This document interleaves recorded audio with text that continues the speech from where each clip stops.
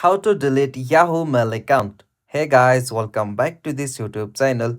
Today I will show you that how can you delete Yahoo Mail account. So let's get started. On this process, at first you'll have to open any browser on your device. So I'm opening the Chrome browser. Alright, so after you open the browser, in the search field, you'll have to search for delete Yahoo account, and after you search it, you'll be able to find the options like delete Yahoo account page. So simply you have to go that option Yahoo account page.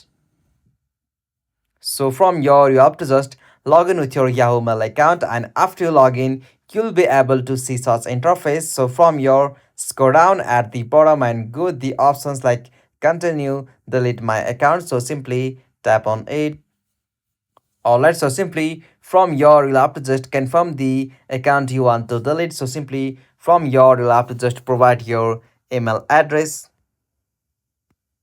Alright, so after you type it, you'll have to just tap on the option yes, delete this account, and after you tap on that, you'll be easily able to delete your Yahoo Mail account.